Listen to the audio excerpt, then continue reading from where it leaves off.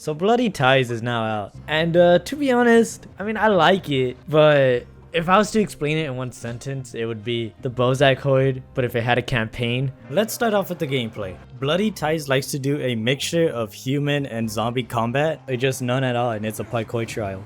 Or you can do one of the 4 freak fights, which is just a one-on-one fight. 1 out of the 4 fights is a human, the rest are just zombies. There are 16 events you could do, and all of them are replayable. Most of them are locked at the start, but the more you do them and rank up, you start unlocking them. And I would say each one is unique, but only the theme is really what changes. The format is still the same. 1 spectacle, 1 parkour trial, 1 carnage, and 1 freak fight. The spectacle is the highlight of this DLC and is most likely what you're going to be playing it for. Carnage is just you fighting targeted zombies. Freak fights are you just fighting special zombies. 2 of them are actually unique and cool, and the other 2 are nothing special. And you only see these special types of freaks in this freak arena. You don't see them anywhere else, which is a big missed opportunity. And the parkour runs are actually just self-explanatory, but don't let that simplification fool you. They're actually really fun, but not creative, so don't mix the 2 up. Now, is the combat any different? Here's the iffy part. If you're one of those players that spam the same move over and over again, you're obviously not gonna like it because the enemies can block you. And here's the thing that Techland failed to mention. They want you to mix up your moves, which is why enemies are able to block the most simple things you spam. And Bloody Ties helps you with mixing up stuff. So if you like to get creative with your combat, then that's a plus. But they also understand that some aspects could be hard no matter how much you switch it up. For example, the Electric Goon in the Haran Spectacle. These could be a pain in the ass to deal with, which is why there are these bolters that run around. They also have an icon following them, by the way. And when you kill one, you can get 1 out of 2 weapons. One is the home run, which just sends enemies flying, and the other one is a gun. And yes, in case you were wondering, you can keep every single weapon you see in the DLC. You also get this shield by beating the DLC, which you could charge up by blocking, and you can just shoot out elemental effects. You could also dismantle the upgrades in order to replace it in case you get tired of one, but you can't do this dismantle feature on anything else, only on the shield. But maybe you're too trash to kill a bolter, and that's fine, because you can find supplies around the arena, which is a no-brainer. It gives you an upper hand. Nothing has really changed from the parkour, besides from the running trials. You can see the environment keep up with you when doing a run. But yeah, I would say the parkour is still the same. You're also not supposed to have the grappling hook, but the reason I have it is because it's bugged for now. During my time in single player, I did not encounter many bugs. I only had 1 major bug, and it was a banshee going through a wall, thus I couldn't kill it. Thank God for checkpoints though, so it wasn't that big of a deal. But besides that, it was a very pleasant experience. Way better than the launch of the game. Oh man, but co-op is a different story. A lot more bugs become prevalent during it.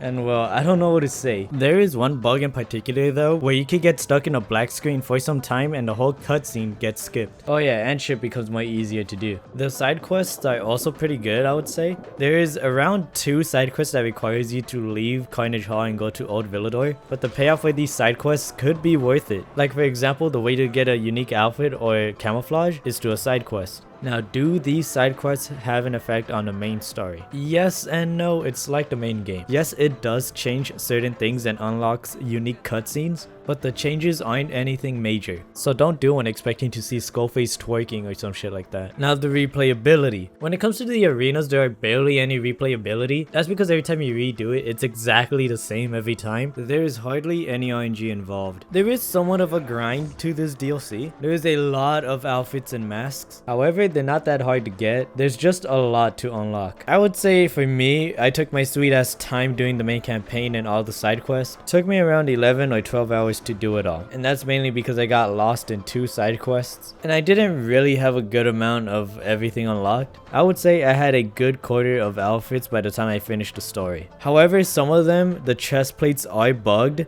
and so instead they're inside of Aiden's torso. This is actually a first person thing though. In co-op they look normal. And well, with the masks, you need space in your inventory to buy them, of course. And the problem is Aiden doesn't have an infinite stash. And another major problem is, if you beat the campaign once and then do it again in a friend save, you'll get the same masks. And the problem is you cannot drop these campaign masks. And so you'll have duplicates of the same ones just sitting there taking up space, and you cannot get rid of them. Overall though, the grind is there, and I think it's pretty nice. It's simple to understand and not overly complicated. How's the story? Well, I'm not gonna say much, but I will say this. In this story, I was more invested than I was with the main game, but that's probably because it's a lot more bearable to hear slow people talking in a Carnage arena. It still has that, you know, Techlandness to it. Carnage Hall doesn't feel exactly dead. There's a lot of people where you can only interact with certain ones, and when going outside, yes, there's these random encounters that helps it feel more alive, but the thing is, these encounters is already what we've seen before.